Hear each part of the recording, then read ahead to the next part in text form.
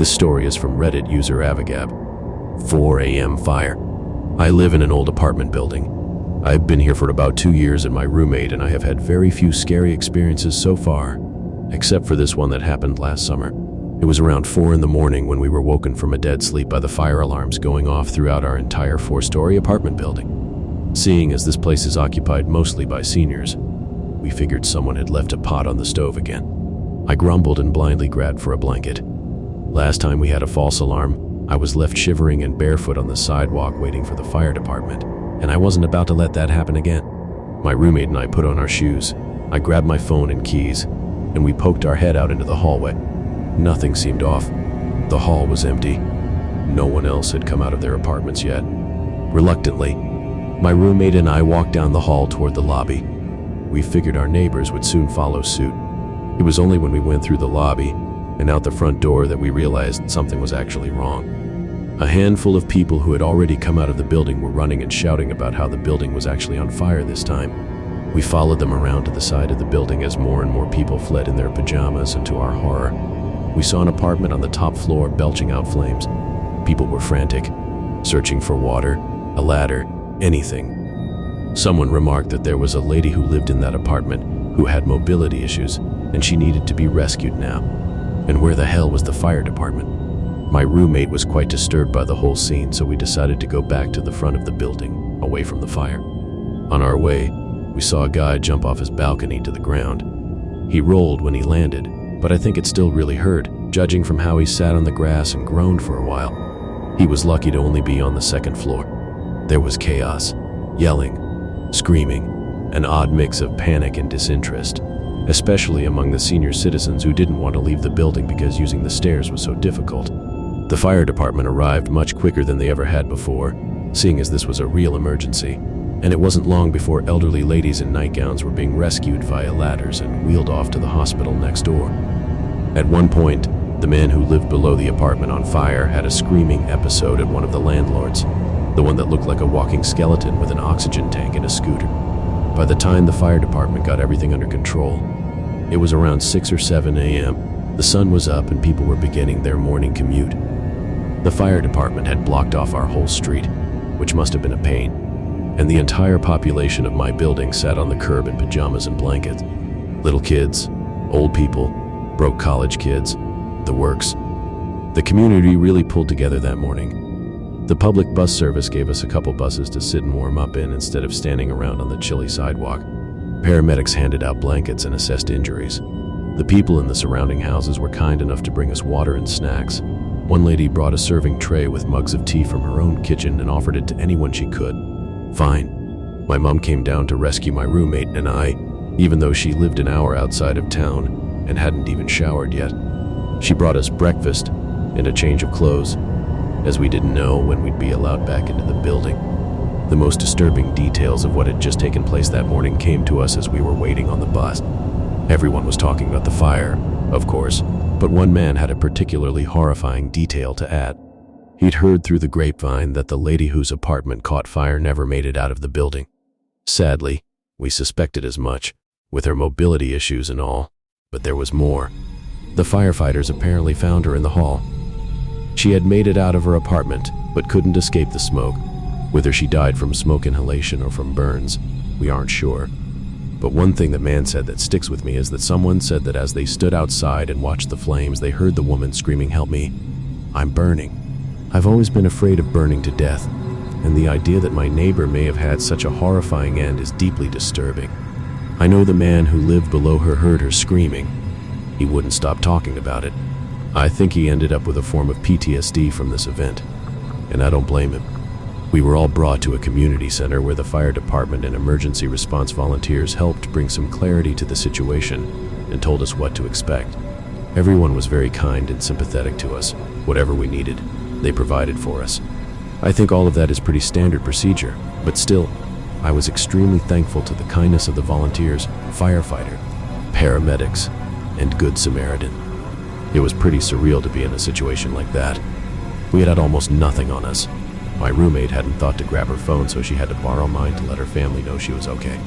We had no money, no ID, none of the essentials, and we had no idea how long we would be homeless. I hadn't been so happy to have my mom with me in a long time. I felt like a scared little girl, even if I didn't show it. We were lucky. The fire happened on the opposite end of the building from us. Our unit was totally unaffected, and we were one of the few allowed back into our apartment that same day. The building stunk of smoke for weeks. Even though the fire took place on the 4th floor in a single apartment, the damage was extensive. Even on the ground floor, the walls were blackened with ash. When they attempted to start fixing up the building, they found asbestos in the walls. A few people were forced to move out of their apartments, and we're talking people who had lived there for around 30 years. I remember the night we were allowed back into our apartment. I wanted to box up my most important possessions and keep them in my car, as if I thought the building was going to catch fire again. My home didn't feel safe anymore, and it wouldn't for several weeks. It would take a long time for us to hear anything about what caused the fire. Last I heard, a space heater was to blame, but I don't know for sure. In the days that followed, the fire was featured on the front page of the local paper. The family that lived just down the hall from us were featured in the picture. The article spelled out details that I had already heard. It labeled the guy that lived below the fire as a hero for attempting to save the lady upstairs. It was a valiant effort, but there was nothing he could have done without endangering himself. I feel sorry for him, and I often wonder if the guilt keeps him up at night. Sometimes I think about the lady who passed away in this building. I listen to a lot of ghost stories, so I wonder if her spirit haunts this place. Her sudden and horrifying death would be the sort of thing to make a ghost linger on Earth, wouldn't it? So many things left unfinished. Regardless, I hope she's at peace, and I hope that my neighbors have been able to find some semblance of peace as well. 4 months later, we've regained a sense of normalcy. Things are back to how they were before. If you ignore the orange tarps around the side of the exterior, the restoration vans that come and go every day, and the security guards stationed in the lobby. The damaged wing is still closed while they try and sort out the asbestos situation, but for those of us who live on the other end of the building, things are relatively normal. I hope they stay that way. It's from Reddit user Bloodhunter62. I was claimed by a skinwalker. I'm Jake, a 22-year-old male currently attending Clemson University in Clemson. Snapchat. Seeing as it's my last year at the uni before I graduate, my friends and I planned a camping trip for the last week of school. The hardest part was fitting everyone in my Jeep, but we managed. "What the hell is that, Chase?" I asked, already knowing the answer. "A blunt." Duh.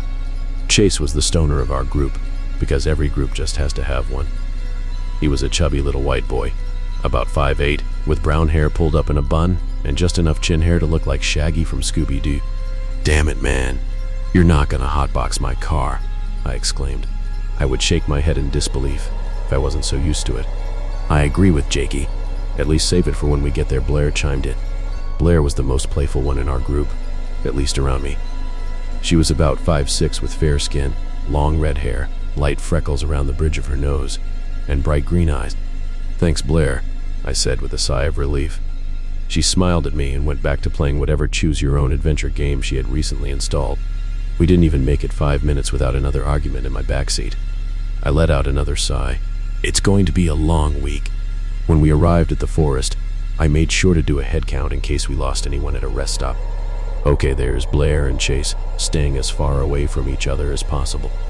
There's Aljo. Aljo was a really muscular guy with dark skin who stood around 6'2", had a dark high-top hairstyle, and a well-maintained beard.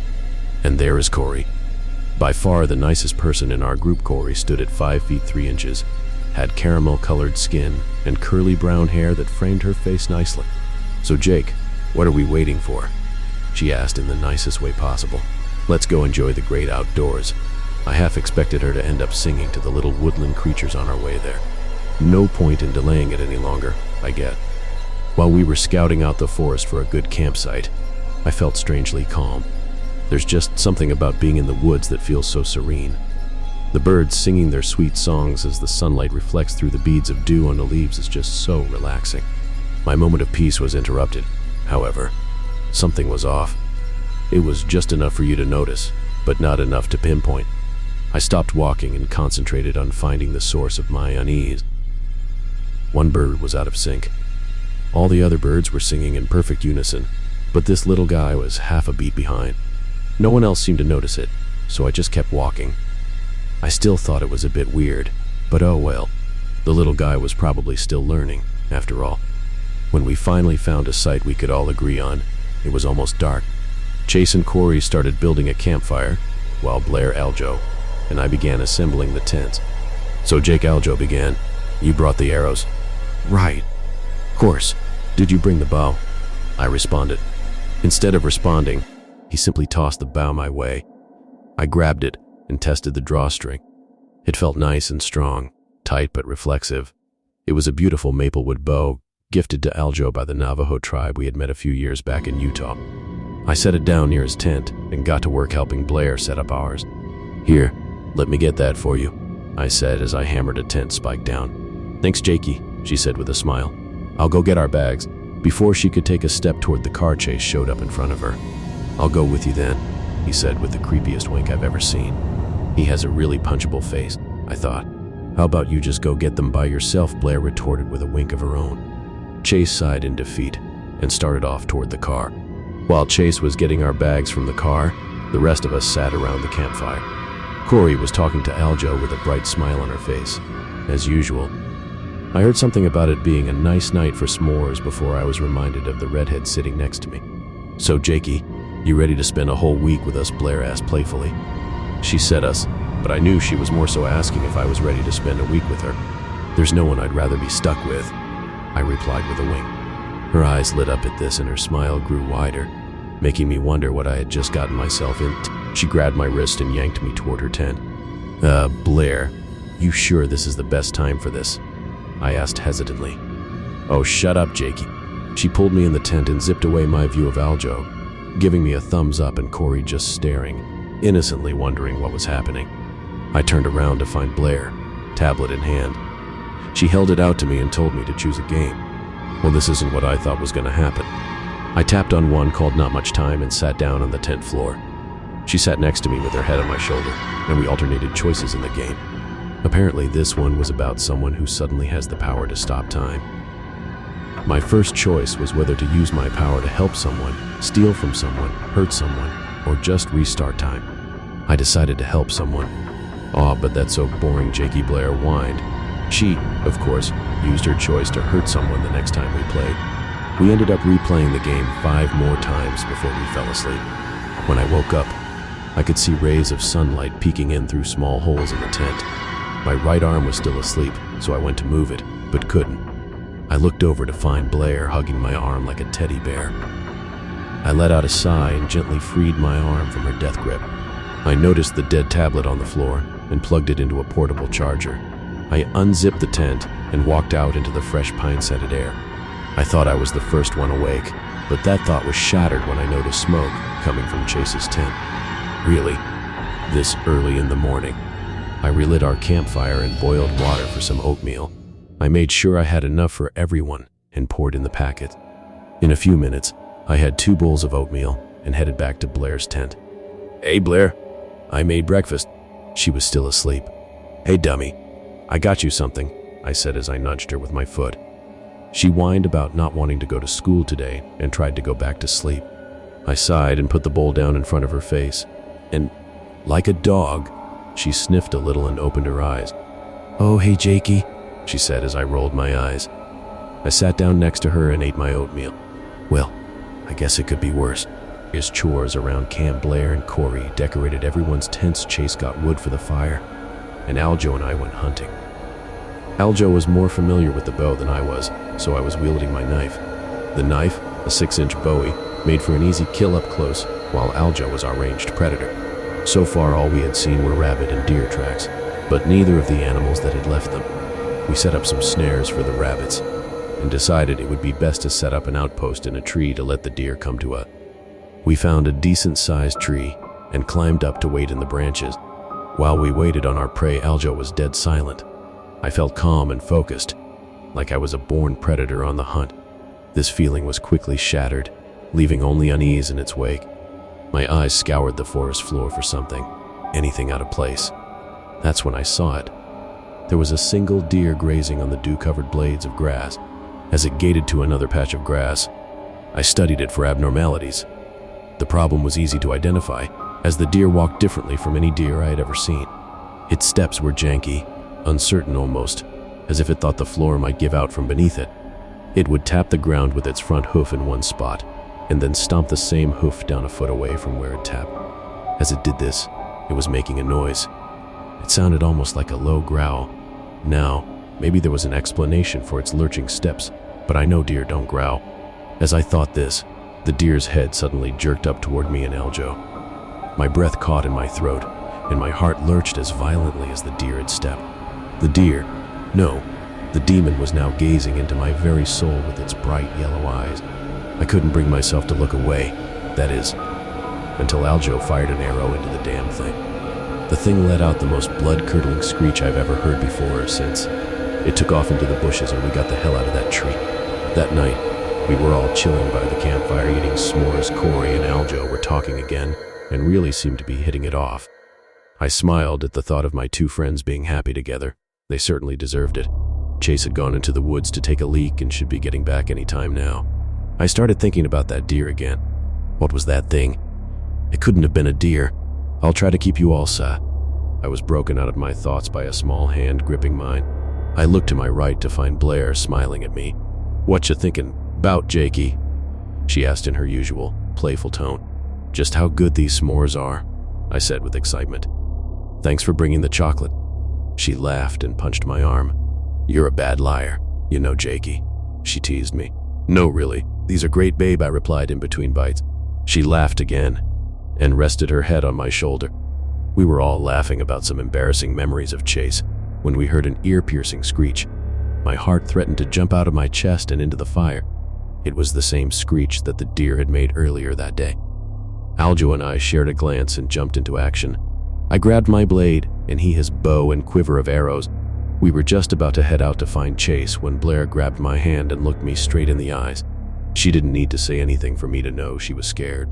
I looked over at Aljo and only received a nod in response. He headed out while I sat back down with Blair and Corey. He was capable of handling this on his own, and I couldn't just leave Blair and Corey defenseless. I gripped my knife tighter and tighter as the minutes turned to hours waiting for Chase or Aljo to return. Blair tried to calm me down and assured me everything would be okay, but I knew neither of us really believed that. As the sun's light began to cut through the trees, Chase walked back into camp. I jumped up and rushed toward him. He looked toward me and my steps faltered. For a split second, I thought I saw yellow eyes staring at me from his baggy, sunken-in orbitals. I blinked, and they were back to his normal stormy gray. "I'm going crazy, aren't I?" I thought to myself. "Where have you been?" I asked in a more panicked tone than I'd meant to use. "Taking a leak," he said. I thought there was something wrong with his voice, but it was back to normal so quick that I just brushed it off as me going crazy again. Blair came over to my side and asked Chase some questions, but he seemed to be normal Chase. Corey, however, stayed by the now dying campfire. "Where's Aljo?" she asked, fear weighing heavily in her voice. "I don't know," Chase responded, with that weird tone again. I made a mental note to remember that tone shift. Corey took a stumbling step backwards. "I don't believe you," she screamed at him. This wasn't like her at all. What happened to that sweet little woman who was always smiling, I thought. Chase took a lurching step toward her, and I instinctively moved in between the two, gripping my knife with white knuckles. I had seen that type of movement before. He looked me up and down and walked to his tent. "Something's very wrong here." Blair and I spent the rest of the day trying to comfort Corey in any and every way we could think of. We made her some more s'mores, gave her a shoulder massage, played games with her on Blair's tablet, but none of it worked. She just kept insisting that I go look for Aljo. I wanted to, I really did, but I couldn't just leave them with Chase. There was just something off about him and I couldn't trust him.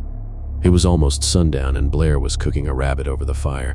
The sky was a deep pink and the clouds looked blue against it, making it look like a giant sheet of cotton candy. When Blair was done making dinner, I walked to the door of Chase's tent and reluctantly called out, "Dinner's ready?" No response. I tried again. Still no response. My patience was wearing thin, so I unzipped the door of his tent. I looked inside, surprised at what I found. Rather, surprised that the lack there of Chase was gone and there was a huge hole in the back of the tent. I had suddenly lost my appetite. The girls ate dinner, and then we all decided to catch up on some sleep and wait for Aljo and Chase to come back. Blair and I went to our tent and Corey to hers. We zipped shut the door and crawled into our sleeping bags. Blair snuggled up next to me as I drifted to sleep. I was awoken by the sound of a screech that sent a shiver down my spine and chilled my blood. I bolted upright and unzipped the tent door, rushing out into the cold night air. The moon was like a resplendent glacier gleaming as rays of sunlight danced through its icy core. I could see clearly in the night, even without the fire, and I rushed over to Corey's tent to see if she was all right. What I found made me almost collapse. Her tent was empty, and in the back was a gaping hole exposing the forest on the other side. I found my knife and sheathed it at my hip. I made to leave when Blair stepped in front of me. "You aren't going alone. I'm coming with you," she said. Who am I to stop her? I told her to stay close to me, and we started off into the forest. My heart was racing inside my chest to get out and escape this damned forest. I dashed through the brush on the forest floor, running for my goddamn life. I had lost Blair a few minutes ago, but as much as I willed myself to go back for her, my body wouldn't stop running. I was in fight or flight mode, and I had subconsciously chosen flight. I kept running until I came face to face with Aljo. I felt relieved at first until I realized that he wasn't blinking. In fact, he had no eyes. Oh God. His cheeks were torn into a permanent smile, his eyeballs gouged out, and ears ripped off, leaving only bloody holes on the sides of his head. I looked down at his body. His right pec had been cut off, exposing his rib cage underneath. His gut agape, with his innards spilling out like a never-ending rope that a clown would use.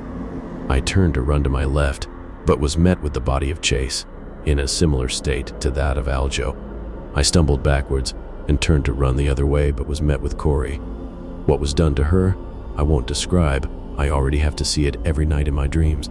I crumbled to my knees and threw up what little I had in my stomach. That was when I heard a familiar voice. "Aw, Jakey, you almost got away." I tried to crawl away, but was kicked hard in the ribs. I rolled onto my back, gasping for air and begging for mercy. Blair slammed a knee down on my chest and thrust an arrow through my cheek. I howled in pain as the blood flooded down my throat. My lungs burned for oxygen as I began to drown in my own blood. Blair realized this and gripped the arrow in my cheek, using it to turn me onto my side. She couldn't let me die now. She wanted to make me suffer. She tore the arrow from my face, leaving a bloody hole in my face. She rolled me onto my back again and plunged the arrow into my chest and ripped it down to my gut, exposing my innards. She proceeded to carve out my gut until she could freely peel off the skin and fat, leaving only the muscle exposed. She then stuck the arrow into my eye and began clawing at the exposed muscle of my abs. Every second was enough pain to make me wish I was dead, but I just needed to grab my knife. She grabbed the arrow again and carved Nali, the Navajo word for property, into my right pec. I felt the cold, bone-mold handle of my blade and gripped it tight. I brought it up into her eye and dragged it down the side of her face. She recoiled off of me and let out that all-too-familiar screech and took off into the night. I was found by other campers a few minutes later, unconscious from loss of blood. They had me helicoptered to the nearest hospital. The doctors began surgery right away and miraculously saved my life. You can't trust anyone. I learned that the hard way. Once you trust someone, you become their property. I know because the scars will never fade, the memories will never fade, my pain will never fade, and I will always be that thing's property. This is from Reddit user Bloodhunter62. I was claimed by a skinwalker Part 2. Life after. My name is Jake Payne and I was claimed by a skinwalker. I was 22 years old then, and in my final year of college at Clemson University. I had 3 amazing friends and a beautiful girlfriend who meant the world to me.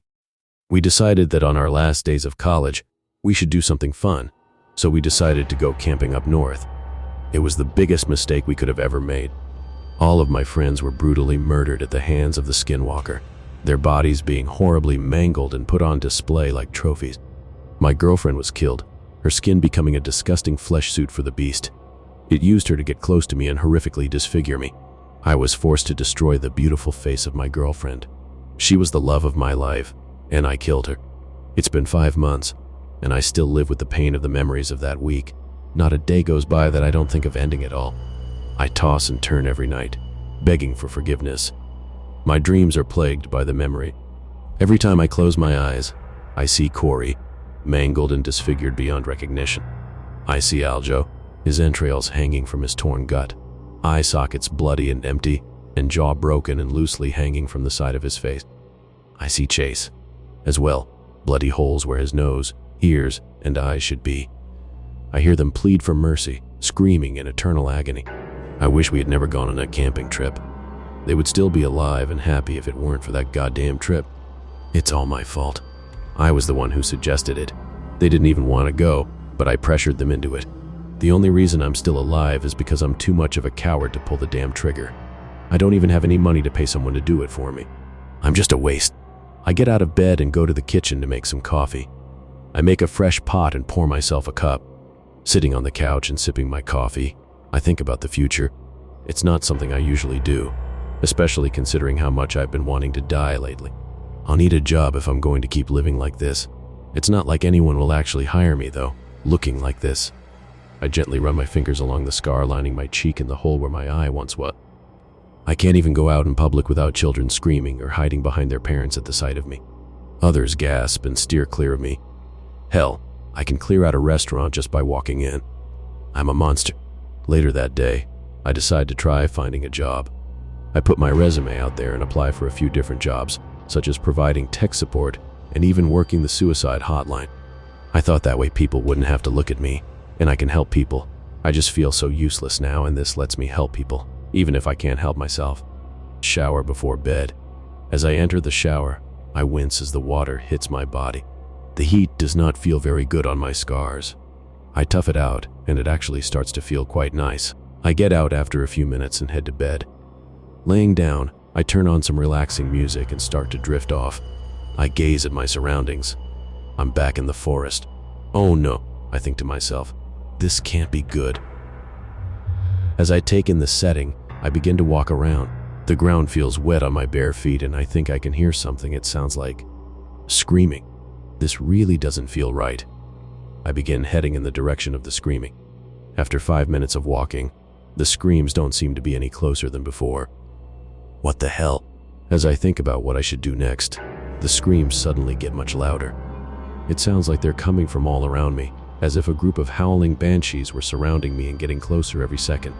I put my hands over my ears and cower in fear and pain. Just as I think my eardrums are going to burst, it stops.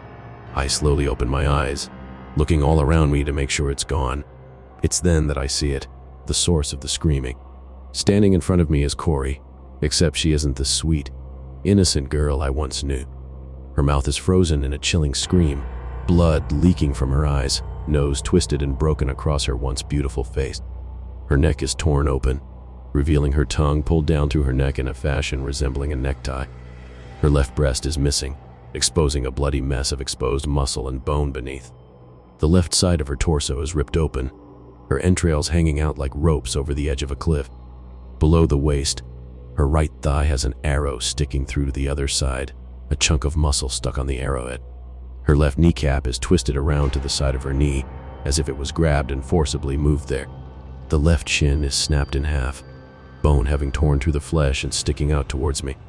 I quickly look away and puke up my dinner, along with some blood and bile.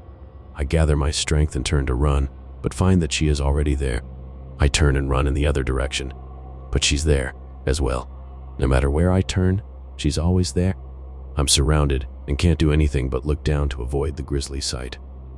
As I collapse to my knees, the screaming begins again. The inescapable screams of pain echo throughout my skull. I jolt awake and run to the bathroom. I splash some cold water on my face and look in the mirror. Who am I? I return to the bedroom, turning on the lights and checking the clock. 2:30 a.m. I turn on the TV and search for something to watch, not daring to go back to sleep. I eventually find something to watch and settle down. The next morning, I get a call back with a job offer. I accept and agree to start the following Monday. I wake up on Monday and head down to the call center. I get some nasty looks on the way, but simply ignore them. I'm getting used to the public perception and care less every day. I'm going to help someone today, I think to myself with glee. I can't help but smile at the thought of saving someone's life. This job at the suicide hotline is a blessing, a second chance to do some good. I arrive at the center and am greeted by a beautiful young woman with bronze skin, short black hair, and emerald green eyes. She seemed to be about 5 feet 4 inches and looked up at me like a normal person. It's like she didn't even notice the scars. It actually makes me quite happy. "Hello, sir. I presume you're Mr. Payne?" she asks in a cheerful tone. Yeah, that's me," I respond, still taken aback by how normally she's treating me. "Very well, sir. Follow me." The woman leads me to a small cubicle in the corner of the room. In it is a small desk with a phone, a nameplate, a coffee machine, and a coffee mug. "Here we are." "Sir," the woman says, "will that be all?" Just a second," I start. "Why are you treating me so normally? Do you not see the scars or something?" She takes a moment before answering. "I know better than to judge people for their appearance, especially when it comes to scars," she says, lifting her shirt a little to show me a large scar along her ribs. I'm stunned for a second, but soon collect my thoughts and smile. "I see. Well, thank you, Miss Kin. My name is Lana Kin. I think it's a very beautiful name. Thank you, Miss Kin." I get on with my day at the center, talking with people who are suicidal for all different reasons. Some are going through a breakup. Some are grieving dead family or friends. Others are simply sick and tired of living. One by one, I talk them through their problems and help them find other options to help the pain. When my shift ends, I feel satisfied with myself for the first time in a long time. I can finally help people, and that makes me genuinely happy. I'm walking out the door of the center when I heard someone call my name. I turn around to see Lana walking up to me. "Hey Jake, you did a great job today," she says cheerfully. I smile. "Thanks. I'm glad I get this chance to help people every day." "Well, it's good to see someone so caring." She beams at me. "I'll see you tomorrow, Jake." I get home and take a shower before getting in bed. I think about Lana. She's really nice to me. It's a welcome change of pace from the hate and disgust I receive from everyone else. I actually feel accepted for the first time since the skinwalker. I smile as I drift off to sleep. I scan my surroundings. I'm in some sort of cave, it seems. I spot a light off in the distance. It flickers like that of a fire, the orange light dancing along the walls of the cave. It's are nailed to the wall. As I try to pull them free, the nails grind against my bones and tendons. I grunt in pain, but try to keep silent. I don't know what's out there, but I don't want to find out. I jerk my head forward as I hear what sound like footsteps. Shit. The light dances its way along the walls, closer and closer. The flame of a torch comes into view, followed by a figure I know all too well. As Blair approaches me, I feel a mix of anger, sadness, and fear rising up inside me. She smiles an unnaturally wide smile at me and speaks. "Did you think you could escape me that easily?" Its voice chills me to the bones.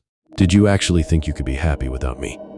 It's taunting me, playing some sick game with my head.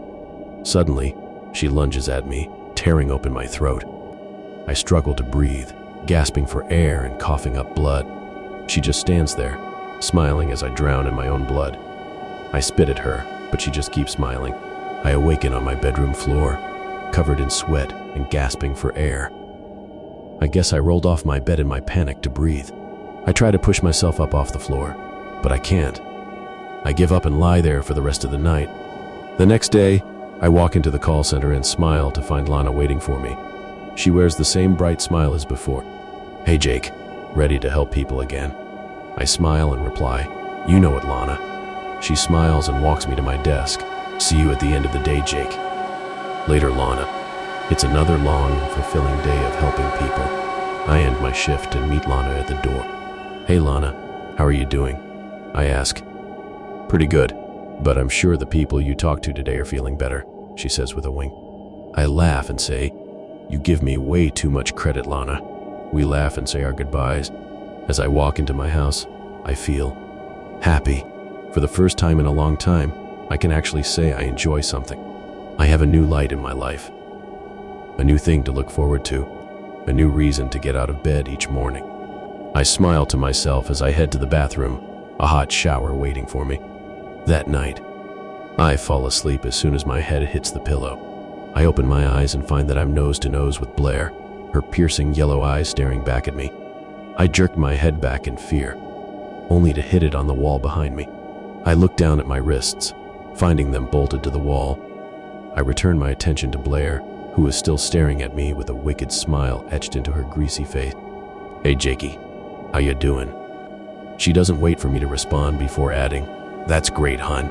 Now let's talk about the new bitch in your life." I lunge toward her at the mention of Lana and feel a sharp pain in my wrist. "Calm down, Jakey. No need to hurt yourself. She seems nice, so I'll leave you two alone from now on. You have my word." I awaken in a pool of sweat and lay there for a few seconds. I think back to Blair's words.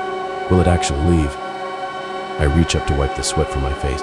I look at my wrist, finding broken and limp. I try to move it again and pain shoots up through my arm like an Iron Maiden is being clamped on it. I get dressed and head to the local hospital. They take some unnecessary x-rays and put it in a cast. This sucks. A lot. I head to the center the following day. As I walk in, Lana goes to greet me. "Hey, Jake." She stops when she sees the cast. "Oh my God, what happened?" she asks. "I got it caught. Behind the microwave." "Yeah, that's what happened." I give a pathetic smile. I've never been a good liar, but I can't let her know what really happened. How exactly did you do that?" she asks, visibly holding back laughter. "Hey, how about we talk about it over dinner later?" I ask, trying to salvage the situation. I'd like that she responds, smiling. Usual. At the end of the day, I meet up with Lana at the entrance. "So, where are we going?" she asks. "How about we get some sushi?" I suggest. "Lead the way, Jake." We get to the restaurant and sit at the bar. A few drinks in, she asks me what really happened to my hand. I tell her about my night terrors and that I rolled out of bed and landed on it. It's kind of true, I think to myself. She buys it and we finally get our food. We have a great time at dinner and she says she'd like to do this again sometime. I smile at her and respond with a slurred, "Definitely." I get home and go straight to bed. As I fall asleep, I picture Lana smiling at me. Nothing can take this away from me. That night, I didn't have a single nightmare. I woke up with a smile on my face and thought to myself, this is the start of something great. The next few weeks are amazing. I end up going out with Lana every night and never have any nightmares again. I look forward to each and every day with Lana.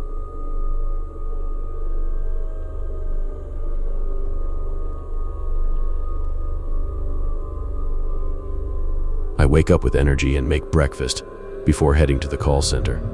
I walk in and hug Lana. We talk for a few minutes before hugging once again and going our separate ways. The rest of the day is normal, and we meet up at the inn. Lana and I go out for drinks and have a great time. We take one or two more shots, and we probably should. "Hey, Jake," she says through slurred words. "I don't think I should be driving tonight. Do you live nearby?" I smile and take her hand, leading her toward my house. She blushes and follows along. We get to my house and head straight to the bedroom. We have a great time and fall asleep in each other's arms. I open my eyes and find Blair staring at me, smiling that twisted smile. "Aw, Jakey, you seem so happy," she says in a sarcastic tone. "I know I said I would leave you alone, but I just had to see you one last time. Just to wish you luck." I lunge at her, finding that my hands are no longer bound. I wrap my hands around her neck and squeeze with all my strength. I feel her windpipe cave in, her vertebrae snapping and popping under my fingers. She pleads for me to stop, but I can't. I see the life fading from her emerald green eyes and feel at peace. She stops moving and I smile. I open my eyes. What is this? I stare down at my hands locked around Lana's throat. Her beautiful eyes, once full of life, stare blankly back at me. I slowly release her neck and look at my hands. I can't think. This isn't real. I stand up and start pacing, running my hands through my hair. This can't be real. I start slapping myself. Wake up. Please, just wake up. I fall to my knees and start crying. Please, just wake up. I turn and look under the bed. I reach under and take out my last hope. At least I can end the pain. A few minutes later, everything's ready. As I slip the noose over my head, I look over at Lana. I love you. This story is from Reddit user That Truths. Colder, yet colder. I thought today would be a normal day. Hey kids, we're getting groceries, I said to my two children, aged 12 and 14. All right, one responded. My wife and I grabbed the keys and left the house. As we stepped outside, our neighbor confronted us. Do you really want to go out without a heavy coat? It's 35°F today. I wouldn't say that's a good idea, my neighbor said. Everything's okay, my wife responded. We walked to our SUV and drove away. At the grocery store, we both got out of our SUV. Suddenly, a wave of colder air hit me. Caitlin, do you feel that? Is the air colder? She nodded. I feel it too. Maybe we should have brought our coats. Disregarding it, we entered the store. We were on the last item on our list, chicken, when we saw a lot of people entering in heavy winter coats, mitten, and some even had 2 layers of clothes. I could tell from their bulkier appearance. Brian, my wife said, what's going on? We looked at the entrance where all the noise was coming from. A handful of people were panicking. I think we should go over there, I responded. We slowly made our way closer and could hear someone ranting to an employee. It's 0 degrees out there. I checked my phone. They said. We checked ours. It had just dropped to -5 F. This can't be real. Does it say the same on yours? I said to Caitlin. She nodded. Why would they come here? This is just a grocery store far away from town, she said. They're probably people who were going somewhere, I responded.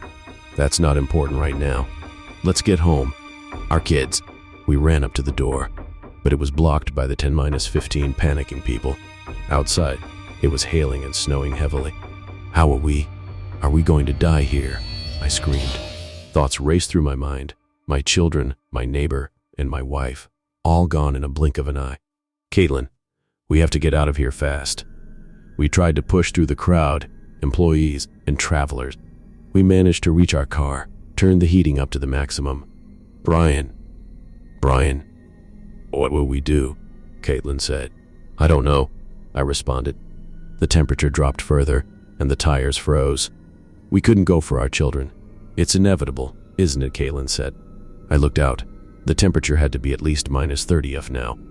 Open the doors, I said. Caitlin looked at me. What? You said it was inevitable. You know we're not making it through this anyway. I opened my door and started writing this journal page, my last one. To whoever reads this, I hope you have a good time in the apocalypse. This page was found next to this car, almost fully covered in snow. One of the last remnants of the originals, apparently. And what's an apocalypse? This story is from Reddit user 2Q2Stressed. Could this be real? Hi. A few days ago, my brother, 30, and I, female, 20, were discussing strange experiences. I mentioned that I'd never encountered anything paranormal, but my brother quickly contradicted me. He recalled an incident when I was around 5 years old, involving my mother, brother, and me. One evening, after my mom picked us up from our grandma's place and parked outside our house, we approached the front door. As she unlocked it, both my brother and mother, who separately recounted the same story, heard distinct, loud footsteps of a person running up the wooden stairs to the attic. Instantly, my mom locked the door, ushered us back into the car, and even started the car engine. She kept an eye on the house as she called my dad, who, despite being on call at the hospital, managed to leave briefly and come to check on us. I asked my mom why she didn't call the police, and she explained that although they heard the noise, she hadn't seen anyone. The door was locked when they entered, and she didn't want to seem irrational without tangible evidence. She also pointed out the absence of chaos or a waiting car, which she'd expect if it were a burglar. Dad arrived, and with a neighbor, they thoroughly searched the house, retrieving an axe and some hunting knives from the garage. Despite an extensive 2-hour search, they found no intruder, no broken windows, and no signs of a break-in. Given our fenced property and nearby houses, escape seemed unlikely. That night, we stayed at my grandma's, and the next day, our house was fitted with an alarm. None of us have an explanation. Both my mom and brother distinctly heard someone, yet there's no rational explanation. Is this something paranormal, or can someone offer a logical explanation? Feeling watched. Okay, just to clear some confusion, I'm dyslexic and I'm not that good at English. I'm a 24-year-old female, and I live alone in a pretty big house that is over 100 years old, so I sometimes hear creepy or unsettling noises. It was a Friday night, and I was sitting on my couch watching some TV show when I felt like I was being watched. It's not rare for me to feel like this because I have been getting this feeling pretty often now. But this felt different. It was like someone was in the corner of my eye, but every time I looked, no one was there. I don't know how to explain this, but it's like I'm never alone. It happens when I'm in my bedroom, living room, and even kitchen. It's always different. This time it felt like a kid. I can't see it, but I just know. I do believe in ghosts and other stuff like that, and I think that I might be empathic. It's no doubt that my house is old and it might even be haunted. I see, hear, and feel stuff that is just unexplainable, like doors opening when there is no wind or seeing shadows of people when I'm alone. This one time I heard a kid's toy from my basement. I have no kids, and my basement is always flooded, cold and dark, so no kid would even go there, and if they would want to they can't, and I would not let them, because it's locked. This week I woke up to a woman crying from my laundry room. When I went to go check it out, I suddenly felt a sharp pain in my ankle. When I went to look, I saw a pretty deep and large cut on my ankle. I don't have anything that could cut me on the floor. I have told many family members and friends, but they don't believe me. I don't know how to stop this, and it's been getting worse. Can someone help me? Ghost experience. Maybe. I've always been intrigued by ghosts and the afterlife, delving into various TV shows about them, although some are definitely more credible than others. Personally, I find Ghost Hunters with Zach the most legitimate. Despite watching all these shows, I've never had a definite paranormal experience, except for one incident that leaves me questioning, with no logical explanation. About 2 years ago, I accompanied my partner to work during the Christmas break. She works in a nursery housed in an old Victorian building, once a high-end residence.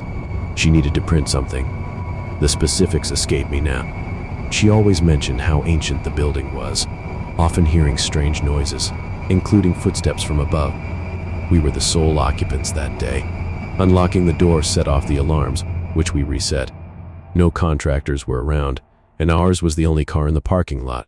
After about 15 minutes, things took a turn. We heard distinct footsteps from upstairs, traversing the floor. My partner initially attributed it to the old building's creaks, but soon, another set of footsteps, as clear as day, echoed from above. We could trace their movement from left to right. This persisted intermittently for a few minutes. Then, a loud bang akin to a door slamming reverberated. My partner reasoned it was traffic outside.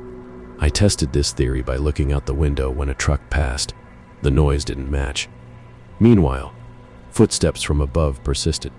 As we readied to finish and head to the other building, a different sound, like items crashing to the ground, startled us. My partner urged us to investigate. However, upon going upstairs, we found nothing displaced or fallen, and the eerie sound ceased. We proceeded to the other building, an old Victorian coach house. As we ascended the stairs, we heard a faint yet distinct sound of a baby crying. Despite there being no babies around, the building was secluded from the street noise, and external sounds were hardly audible. I'm at a loss for an explanation. My attempts to research the house yielded nothing. Additional stories. 1. In the Victorian coach house, which now serves as a nursery, a child consistently waved and smiled at the same corner of the room for a couple of weeks, despite no visible presence there. 2. One day, while all the babies were asleep and with only 2 staff members present in the room, a toy train that usually requires a button push to make noise unexpectedly moved and emitted sounds. 3. A staff member, alone in the coach house at 7:30 a.m., smelled strong smoke akin to a toaster burning. Soon after, the fire alarm blared for about 20 seconds, despite no record of alarm malfunctions and the need for manual activation. 87. My parents' haunted house. This might be a bit long, but I feel compelled to share this. This is my first time sharing this online. I'm a 31-year-old woman, married, and recently moved back in with my parents upon returning to my hometown. My husband and I are taking our time finding our own place, because finding a suitable one in this area isn't easy. This story dates back about 10 years and takes place in my parents' house. Their house is a 2-story brick stone structure located within city limits, but surrounded by woods.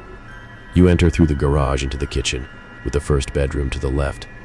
Past the kitchen is the main living room. To the right is an open hall leading to the main dining room and another living area. Further ahead, you'll find the staircase on the left, leading to my parents' bedroom and bathroom. Upstairs, there's a third living area with 2 sets of side-by-side French doors opening onto an outside balcony. Continuing straight ahead leads to 3 bedrooms and 2 bathrooms. The setting for this story. The first time I set foot in that house, I felt something was off. an eerie presence. I brushed it off, thinking it might just be my imagination. However, over the next couple of years, that feeling persisted, making my visits uncomfortable. My parents were avid gamblers, so they often asked me to babysit my younger siblings on weekends. My boyfriend, now husband, adored them, so he'd join in babysitting. Initially, I ignored the feeling as we'd be busy with the kids, but things changed, and we'd end up watching movies until bedtime. My husband falls asleep instantly, unlike me. One night, lying in bed with the double doors open, TV volume low, I was almost asleep when I heard someone descending the stairs. I peeked, but nobody reached the bottom. Minutes later, the sound repeated, yet no one arrived. Nervously, I checked, finding no one there. Confused, I returned to bed, closing one door. Around 2:30 a.m., I felt a presence near the bed, as if someone stood right in front of me. The room was pitch black. Paralyzed with fear, I eventually woke my husband. When he turned on the light, the fear dissipated. I couldn't explain it to him. He didn't believe in such things. I pretended it was a nightmare and asked him to check on the kids. With the light on, I fell back asleep but took ages to do so. The next day, I shared my experience with my mom. Surprisingly, she revealed hearing footsteps and seeing figures by the door at night. She had taken action, using a voice recorder. Alone upstairs, she asked typical questions and urged the entity to move into the light, stating it wasn't welcome. Later, she left the recorder running for 4 hours while she was out. She confessed being too scared to listen alone. I offered to listen together. We uploaded it and heard clicking, drawer sounds, and some indistinct noise. When she asked, "What do you want?" we heard an answer. Changing my brother's name, it said Ghasemi. Tears flowed. Something was haunting my brother every night. We sought the help of a friend to cleanse the house, and for a long time, everything was okay. My brother stopped having night terrors, my mom could sleep comfortably, and all seemed good again.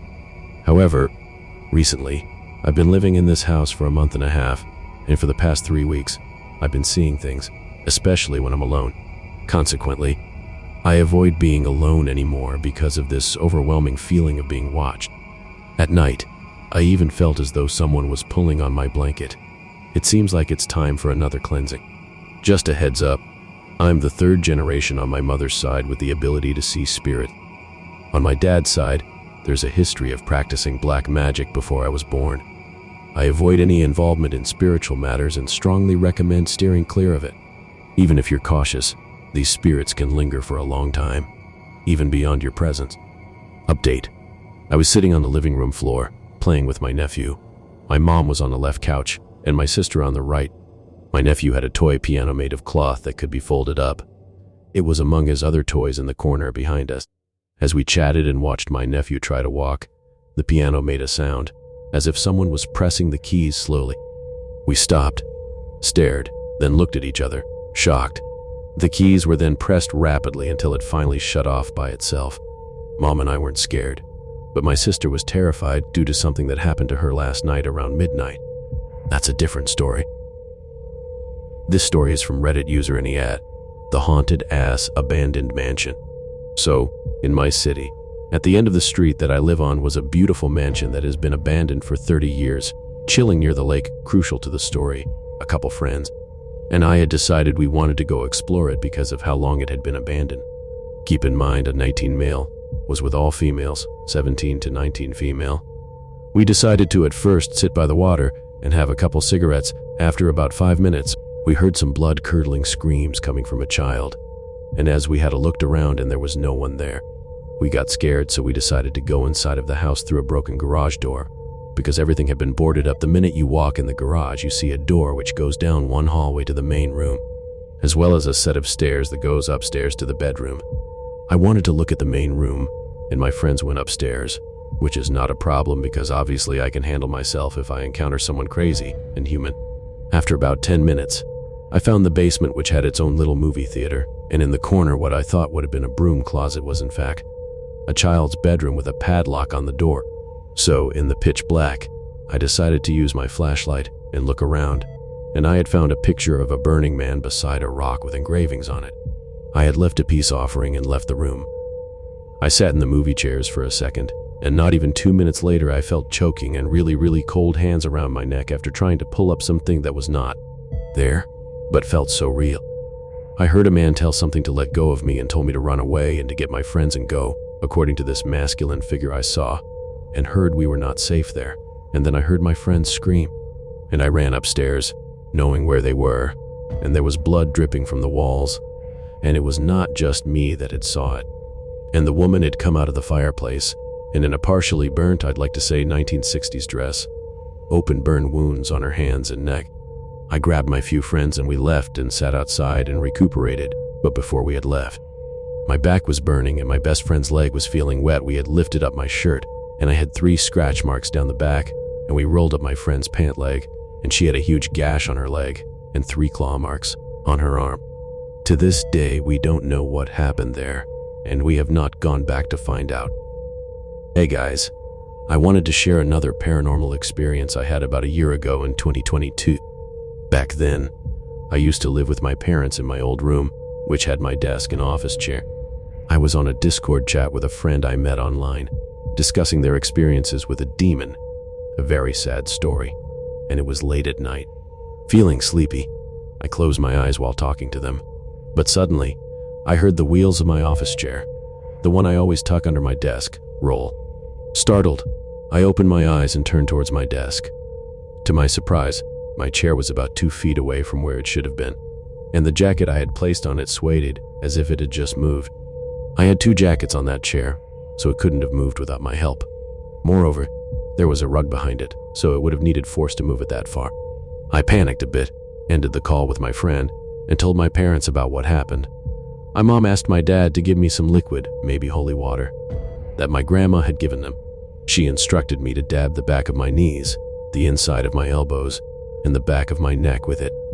I'm curious if anyone knows the reason behind this ritual. Anyway, that's my story for now. Next time, I'll share about some shadow figures I witnessed.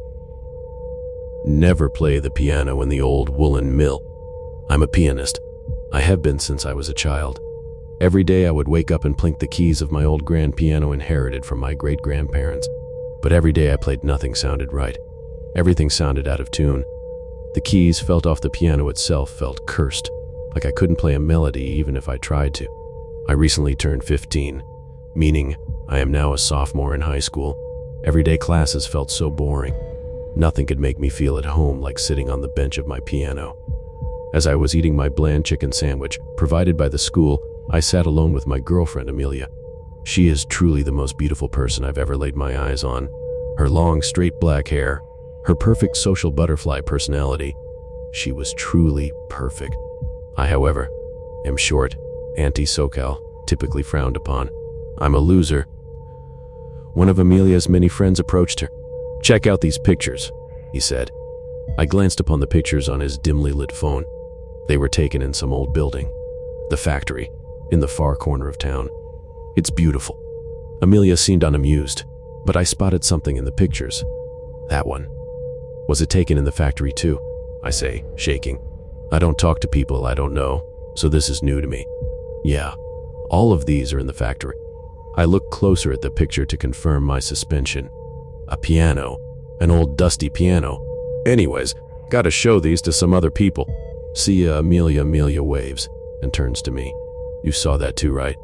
I look at her, the piano. "Yeah, I want to play it more than anything." She looks at me and laughs. "You're so adorable, but that's not what I was talking about," she says, still giggling. "What is it then, babe?" She looks at me. Her smile vanished. It looked like an arm, a severed arm. "Ah," I say. I don't know how to respond. I don't truly believe her.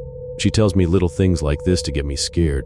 She says I'm cute when I'm scared, which is adorable, but not always good for me. "Do you think we should?" The bell rings. Lunchtime is over. Amelia looked at me. Her face is more serious than I've ever seen it before. "Yes," she says, before disappearing in the crowd. I go to my next class, chemistry. It's boring, as always. The teacher tells me it's National Pumpkin Day, which would make sense for it being mid-fall. Other than that, class is boring. The class after it is boring too. School is boring. I walk home, alone. My parents welcome me with a hug and a can of soda. Happy Friday. It completely slipped my mind that today was Friday. 2 days without school. I could finally play my piano for hours. As I sat down on my bench, hands ready to play Beethoven's Moonlight Sonata, second movement, my favorite, I get a call from an unknown number. I decline it, and quickly, I receive a voicemail. It's a sound of a piano, playing the key. Odd, I think to myself. Then it played. The sounds of muffled screaming in a voice I recognized. I immediately called Amelia. No answer. I called again. No answer. I leave the house before my parents can even ask why I bolted out of my room so quickly. I go to Amelia's bedroom window. The window I have snuck into many times before, but this time, the window is open. There's a silhouette of a boy in the back of her room, and then I see Amelia walks into her room and kisses this boy on the lips. I watch in disbelief. Amelia, the girl of my dreams, just kissed a boy. A boy other than me. I felt sick. I wanted to vomit. Then, my phone rang. It was Amelia. Come. And a rapid burst of the B key played. This wasn't Amelia. The real Amelia was cheating on me before my very own eyes. But where did this Amelia want me to go? Why did she ask me to come? And where do I come to? And most importantly, why is she playing the piano? I think for a second and come to the conclusion. This fake Amelia is at the old factory. I ride my bike to the ominous doors of the factory. My body is shaking. This place feels so eerie. As I walk through the dusty halls of the old woolen mill, I see it. A beautiful piano. Somehow, it's completely clean. No dust is on it. The keys are all intact. It's a perfect piano. Someone must be using this, I say to myself, trembling. Yet, I sit down.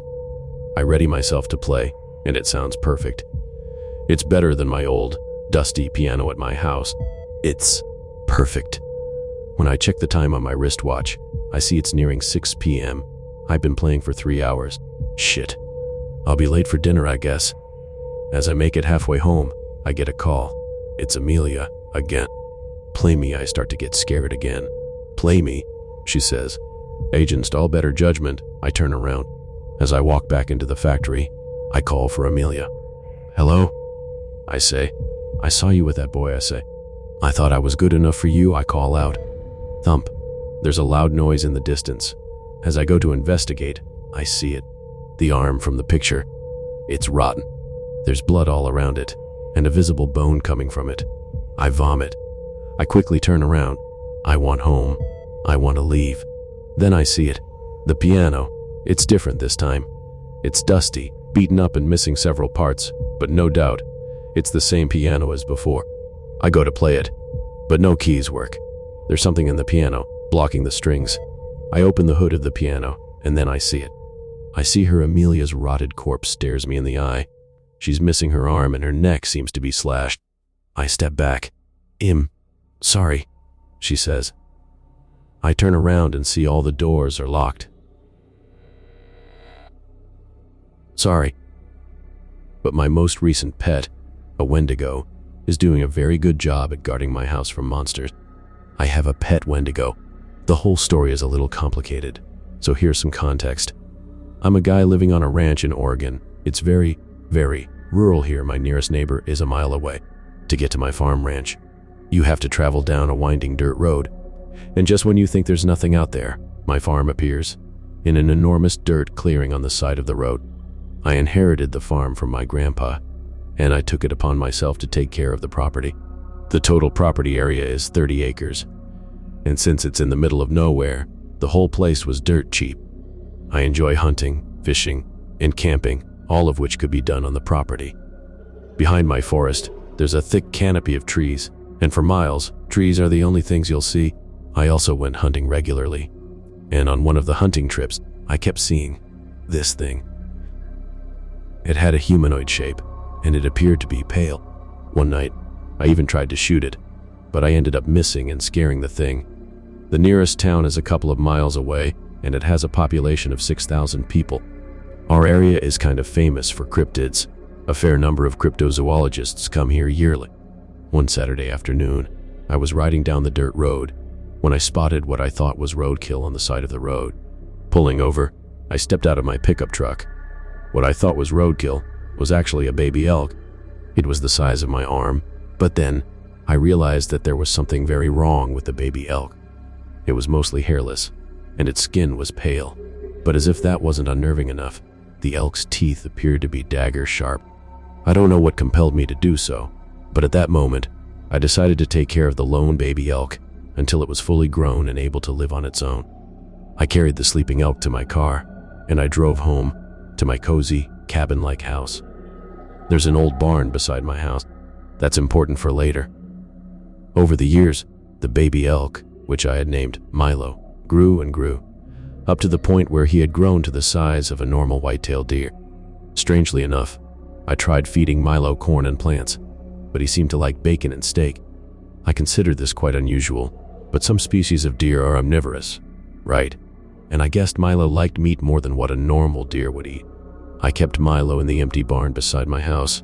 Once he was too big to be kept indoors. He never ran away or made an attempt to go into the woods. He always stuck near my house. Now, his head appeared more skeletal than ever, and he had lots of bald spots. But I assumed that was some medical condition. Milo's eyes were sunken in and black, and he had claws on his large hands. Despite his extremely unnatural looks, Milo was quite friendly. He enjoyed being pet on the head, and he sometimes tried to get inside my house. On a cold Monday night, I was sitting on my couch, watching TV, when I heard something tap on my living room window, the one right next to the front door. Despite how damn cliche this sounds, I don't scare easily. I'm 6 feet 5 inches, and I've been in the army for 6 years. But for some reason, that tapping fucking scared me. I grabbed my pump-action shotgun, and I opened the curtains, unsettled. That's when I heard something tap on the wall next to me. I rushed outside, and I saw nothing. Somewhat relieved and somewhat scared, I began to walk back to my house. Just as I was turning the knob on my door, something slammed into me. It sent me flying into the dirt, and when I looked up, a creature was looking down at me. It was humanoid, and it had long, skinny arms that reached down to its knee. It was about 7 feet tall, and it had black eyes and a mouth full of sharp teeth. It looked straight into my eyes and screeched, and it looked like it was going to bite my face off. But it couldn't because Milo came rushing towards us, and Milo tackled the creature to the ground. Now, keep in mind that Milo was standing on 2 legs the whole time. Yet, he ran very fast and comfortably, and his upper legs now acted as arms, and his hands acted like huge, claw-equipped death harbingers. Standing upright, Milo was 9 feet tall. Down and screeching at it, Milo clawed at the creature's face, biting it on the neck as he clawed. The creature suddenly leaped back up, black blood dripping from the deep scratch marks on its chest. The creature lunged for Milo, but Milo rammed his antlers into the creature mid-air. The creature screeched, and it fell down, dead. I wanted to make sure that the creature was dead, so I pumped a bullet into its face. Milo got back on all fours, and he trotted towards me. I nervously pet him, and that's when I knew that Milo was no elk. He was something else. 1 month later, Milo had been living with me for a month. I still fed him dead deer and let him hunt on my property, and he scared off the other monsters. I had taxidermied the monster from the previous attack, and its head was laying proudly above my fireplace. He sometimes went inside my house, but he was 9 feet tall. He usually just broke everything with his antlers and skull. I played fetch with him, throwing a huge deer bone, which he would bring back. So later, in 2015, I decided to go fishing on my property. My property is located only a mile away from the shores that connect to the forest, and the waters held all sorts of saltwater trophies. It was only a 5-minute ATV drive away, so I decided to take Milo with me, and we went to the isolated beach. Before going, I fed Milo a dead wild hog and 3 pounds of Twinkies, his favorite food. I set up my shark rod and my other tackle on the beach, and cast the bait out, and waited for a little, and waited for some more. Eventually, I got so bored that I just played with Milo, who's a good boy. After waiting for a few hours, I had mostly forgotten about my fishing rod until something almost dragged it into the water. Holy shit. Milo tilted his head. I reeled the thing in and set the hook, and oh boy, that thing fought harder than anything I had caught before. Whatever was on the end of my line, it was a monster. I reeled in even more and pressed my whole body weight back, and finally saw whatever was pulling the line. It let out a screech and suddenly jumped onto the beach. The thing's upper body had a generally humanoid shape. except the creature's head resembled the head of an anglerfish, and the creature had no eyes, and its cavernous mouth was filled with dozens of large razor-sharp teeth. The creature's long arms ended in 3 giant claws, while its lower body consisted of a dozen tentacles, all ending in sharp points. A long appendage rested on the top of the creature's head, its tip ending in a bioluminescent ball of purple light. In total, it was 6 feet tall. What the fuckity fucking foo? The monster suddenly jumped out, grabbed my fishing rod, and ripped it apart and bit the shit out of it. The creature leaped out and stood in front of me. I pulled my revolver out and shot the fuck out of the monster when I noticed a dozen more ripples across the water. The creatures, which were almost identical to the first monster besides the size, they were all bigger. Fuck, Milo, you got this one. Milo growled and jumped out of the woods like a fucking bulldozer and tackled the closest monster and ripped its head off, then put his claws down the decapitated monster's neck, then tore the whole body apart. 3 of them jumped on Milo's back, but he easily shook them off and slashed through all of them with his foot-long claws. One of the monsters suddenly jumped on my back and pushed me to the ground and stabbed one pointed tentacle down at my face, but I dodged it and shoved my revolver down its throat and fired. Milo was easily slaughtering all the monsters, especially the smaller one. Another one of those bitches, a particularly large one, leaped from the deep water, but Milo bit it and ripped it in half before it could reach me. Some of the blue guts and blood got onto my face, but I didn't really give a flying fuck. Who's a good boy? Who's a good? A huge monster jumped out and bit a huge chunk out of Milo's shoulder. I yelled, "Oh fuck." Milo roared, turned around, and tried to grab the creature, but it dodged Milo and jumped out. Without warning, the water bubbled and rippled, and a huge monster emerged. It was at least 5 times larger than all the monsters, with 2 very large backward-bending arms and a huge mouth filled with sharp teeth, and the same body as the rest of them, except this one had a crown-like carapace atop its head and a line of thin black spikes going behind its back, grouped and swam alongside the enormous asshole like minions or guards, coming for us.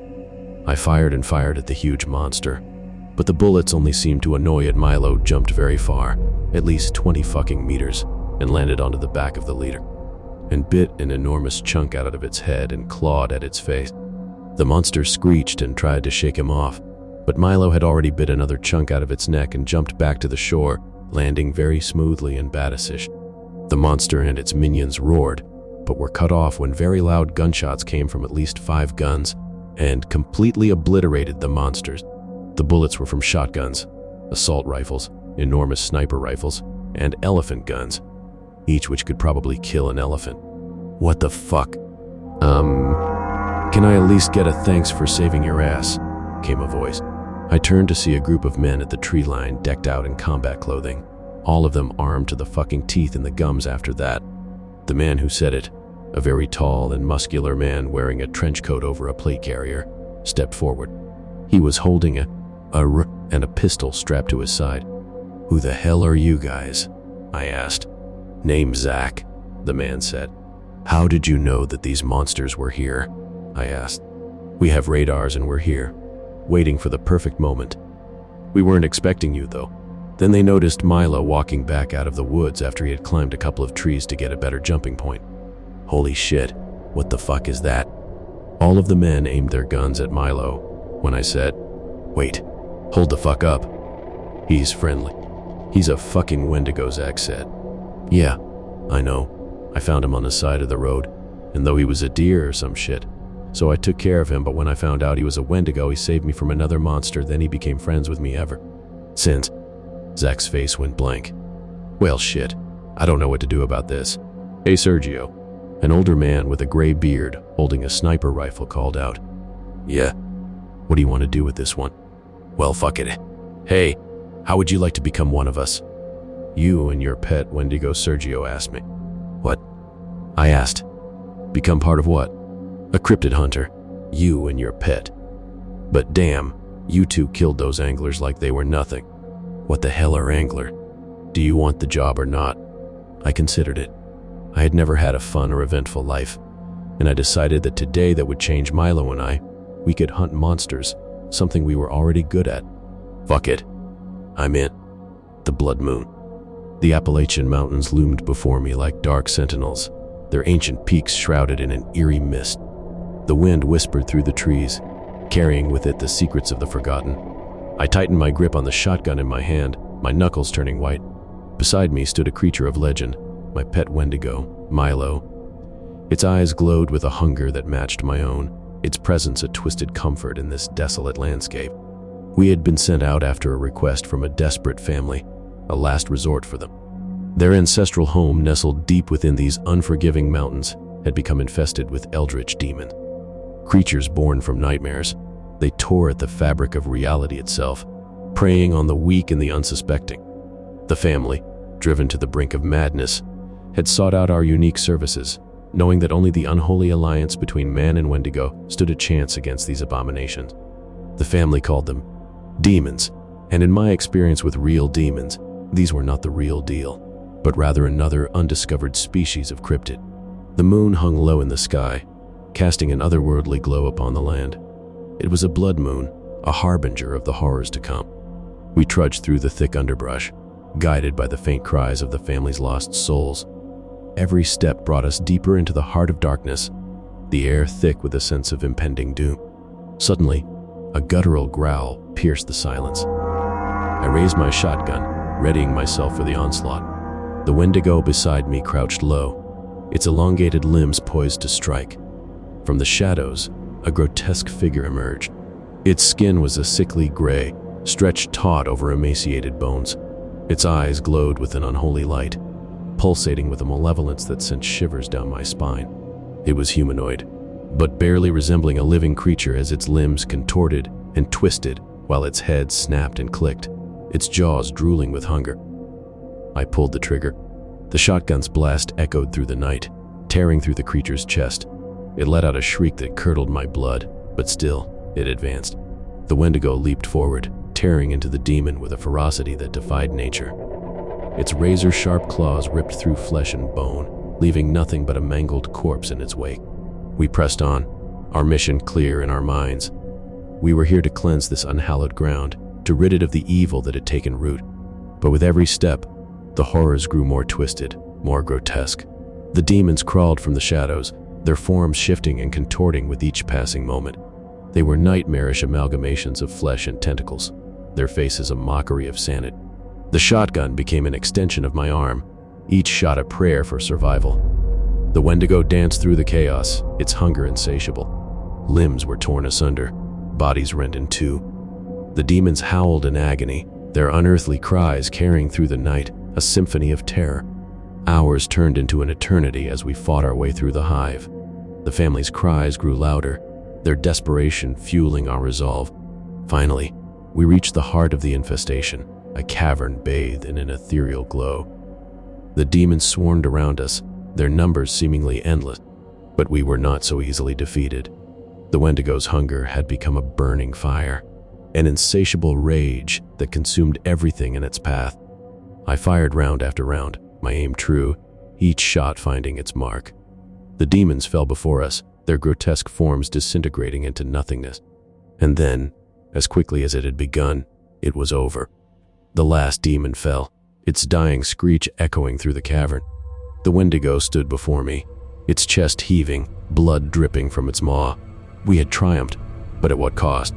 I turned my gaze to the family, their eyes filled with a mix of awe and fear.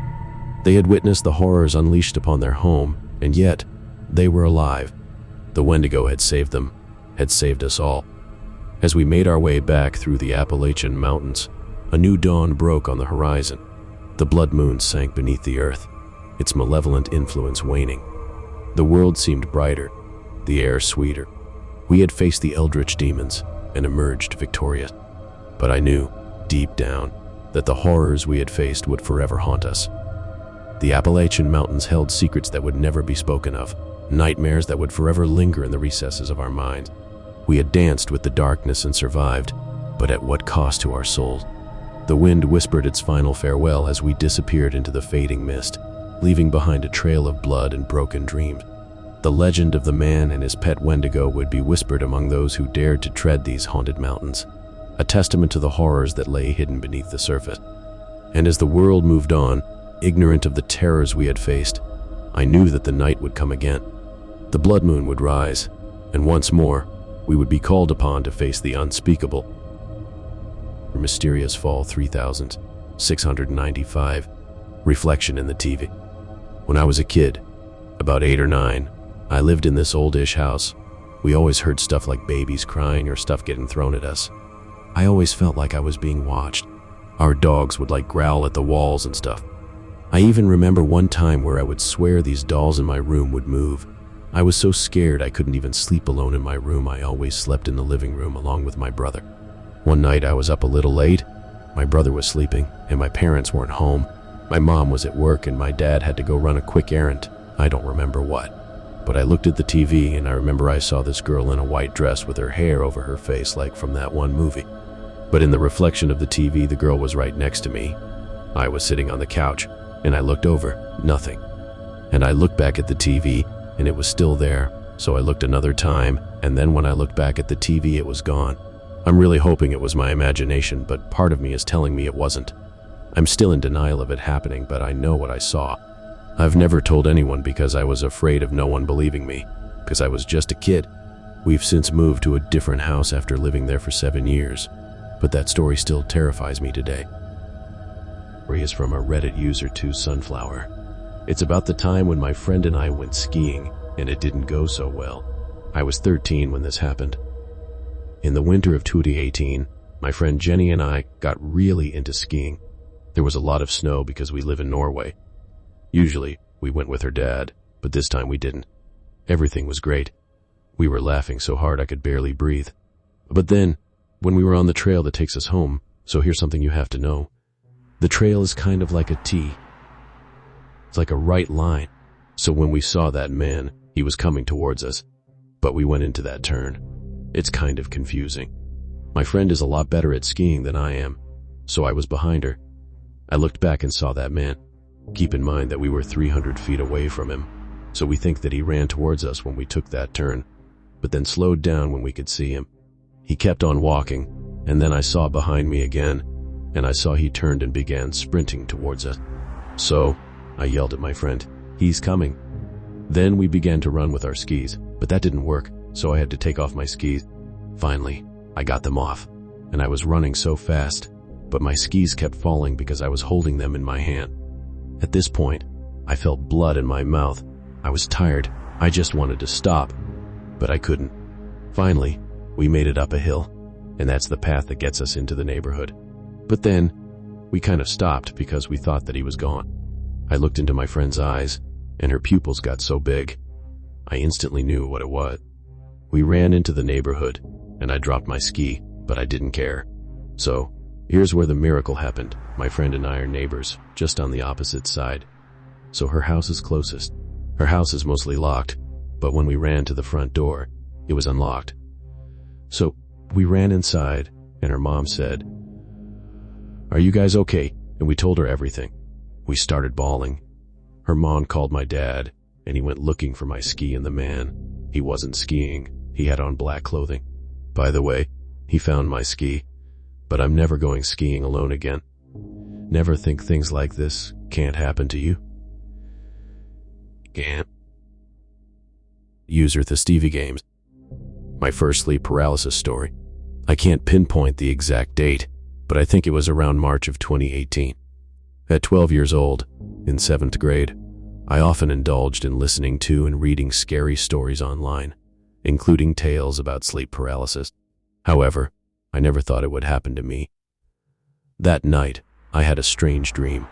I was playing Counter-Strike, but it felt more real than a game. I blacked out briefly, and when I woke up, I found myself on the main road leading into my neighborhood. Oddly, the road had disappeared, and the houses looked small, like 2-story box houses.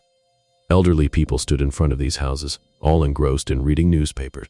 The neighborhood sign read Brook, with the rest of the letters crumbling off. Suddenly, I appeared at my morning bus stop, glancing at my phone. Everything seemed normal until an unusual bush screamed at me. In a bizarre twist, I screamed back. A back-and-forth exchange that ended abruptly as I woke up with the echo of the scream in my ears. I found myself in bed, staring at the wall, unable to move. Sleep paralysis hadn't dawned on me yet, but I was still rattled by the screaming and couldn't fall back asleep. After lying there in silence for about 5 minutes, I heard what sounded like heavy footsteps in the living room, approaching my bedroom area. Outside my room was a hallway. The left led to a bathroom, the end led to my parents' room, and to the right, a door opened into the living room. The footsteps grew louder, nearing the hallway and then my parents' room. My heart raced as the steps moved toward my room. The door creaked open, and someone or something entered, standing beside my bed, staring at me. I shut my eyes and began to pray, a reflex, despite not being particularly religious. After what felt like an eternity, I cautiously attempted to turn over, pretending to remain asleep. Slowly opening my eyes, I scanned the room to ensure it was safe. I eventually crawled out of bed and checked the clock. It was 4:14 a.m. Dang, school tomorrow, I thought. I quietly ventured out, grabbed a decorative ore from my room, and crept into the hall. The living room light was on, unusual when my dad was away. I checked the bathroom, peeked around the door. Nothing. I dashed silently into my mom's room, placing the ore on the floor. I shook her awake, tearfully whispering about hearing someone in the house. "It's okay. Your name? We'll check the house quickly," she reassured. Armed with the ore, I accompanied my mom in checking every corner. Thankfully, no intruder. Relieved, I returned to bed, grateful it wasn't real.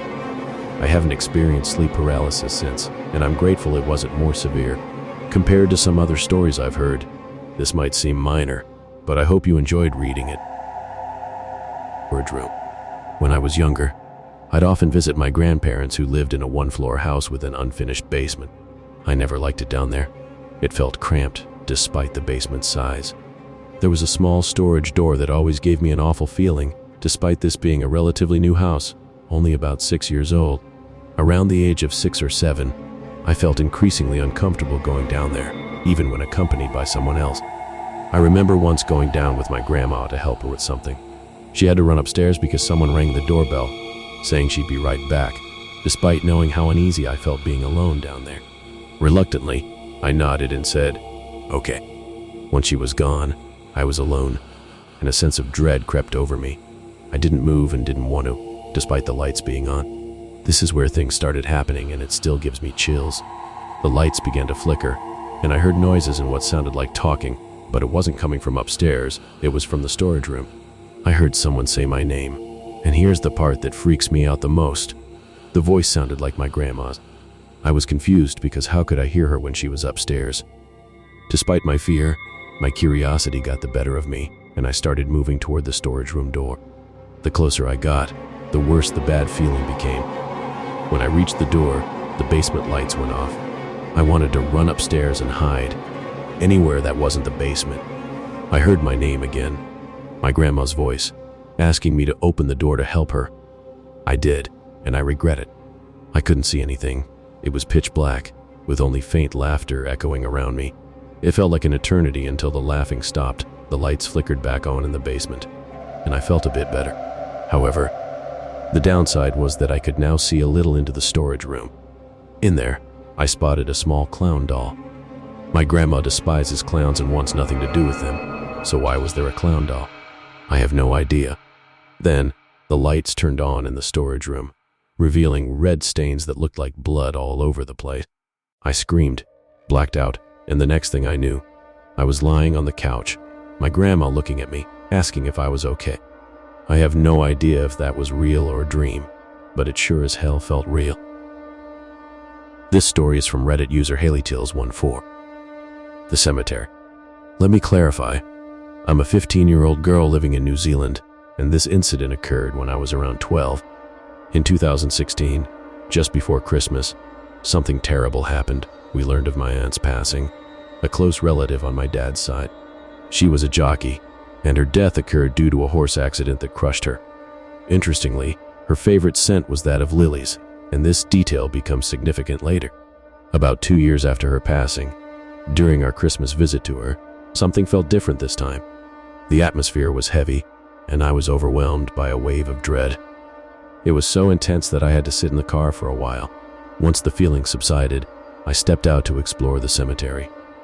As I did, I caught a familiar scent, reminiscent of lilies. Initially comforting, it soon felt like someone was watching me, urging me to leave. I trusted my instincts and hurried back to my family. Soon after, as we drove away, we noticed something in the middle of the road and stopped. It took us a moment to realize it was my aunt, looking worried. Within seconds, a car sped past, and she disappeared. It frightened me, and I couldn't sleep that night. But as I pondered over it, I realized she had saved us that day and was indeed watching over us. Thanks for reading. I needed to share this, and while you might doubt it, it's 100% true and still vividly etched in my mind.